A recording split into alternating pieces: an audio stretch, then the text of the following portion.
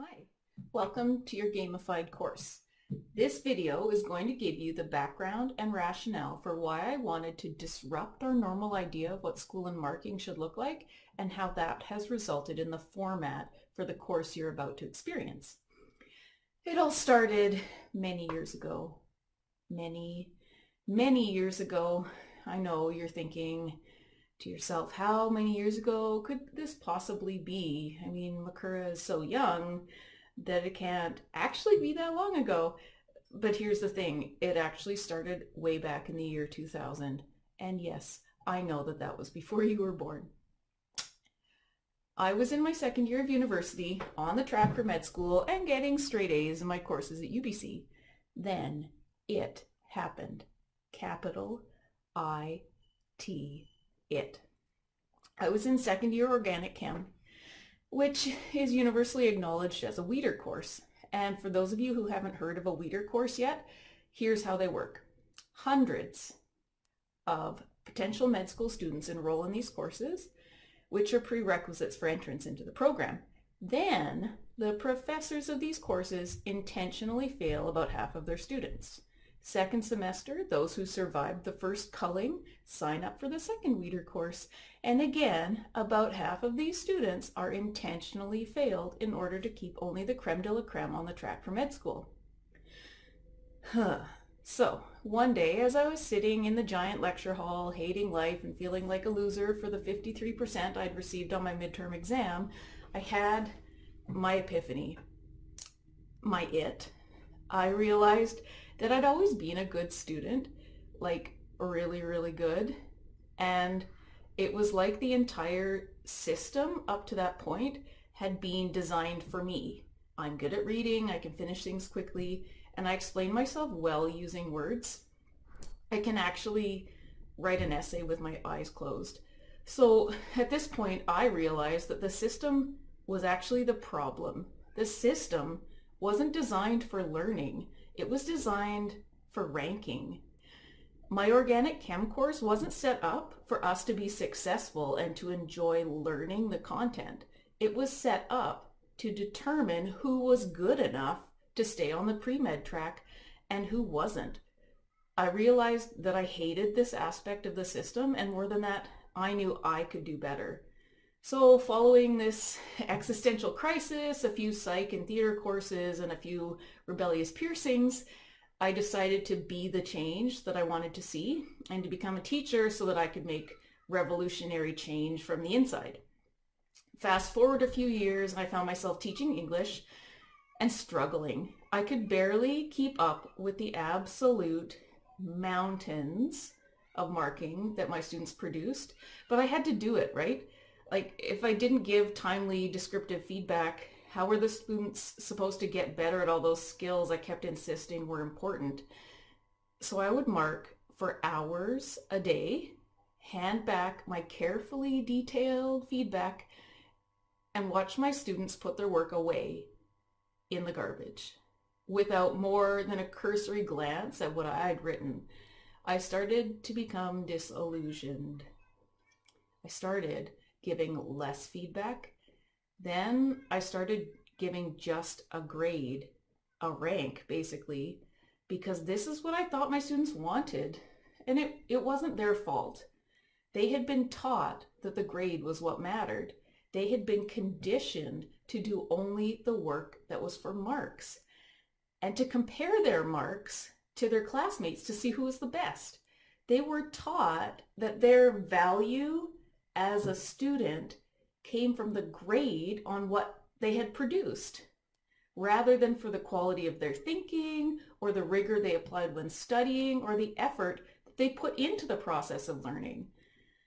So fast forward through a few more years, a couple of babies, a move to Smithers, and I found myself teaching in the Flex Ed program and enrolled in a Master's of Education program that got me thinking about all those old problems that I'd initially started hating about the system way back when I was a student rather than the teacher. I set my mind to solving the problem of student motivation, student engagement, and how to work on getting students to take more ownership of their learning. This course that you're about to take is my current solution to those problems. And for it to work, there are a number of important things that you need to understand and commit to. So one, this is going to look very different than what you're used to school looking like. I'm not going to tell you what to learn or how to learn it. I'm going to provide suggestions and direction, but ultimately you are the boss of your learning and you will get out of it what you put into it. Two, you have to assume a lot more responsibility. You need to stay on top of your pacing. You need to contact me when you have questions. You need to solve problems and persist in learning that might be challenging. My role as a teacher is to support and activate you, but again, you are the boss of your learning. So often we hear, this is number 3, often we hear that the complaint that high school doesn't prepare students for real life, or I didn't learn anything that I can actually use. I think that this is because a lot of people don't trust teenagers to be as smart and responsible as they actually are. So I am going to extend some trust to you, and you have to live up to that. This course is set up to be a lot more like real life. You are rewarded for your time on task, similar to an hourly wage. And just like in real life, if your project or what you're trying to produce isn't good enough, you need to keep working on it until it is good enough. So number 4, choice is built into this course to a huge degree. You get choice in how you show your learning, choice in which assignments you choose, choice in how long you work on a given topic, choice in what topics you want to explore deeper and which you want to ignore because they're boring. Because of this amount of personalization, no two students are going to be taking exactly the same version of the course. You get to choose your path. 5, this one's really important to me. My ultimate goal for every one of my students is deep learning. If you put in the time for quality learning, if you work with me to make improvements based on the feedback and support that I give you, and if you try your best to produce quality evidence of learning, you will be able to achieve success in this course. It is not designed to show who can work faster or create better work with less effort than someone else. It is not set up to rank you. So that's it. This is the rationale behind my gamified course framework, which you'll learn more about in the quests that explain the student tracker, the expectations for communication, the quest chain, and then the recipe for representation. Please take a minute to submit a response in the Getting Started Dropbox. For this assignment, all you need to do is type in there "got it" or something along those lines. I will give you the allotted number of XP in your tracker, which is the next quest you should move to after this one.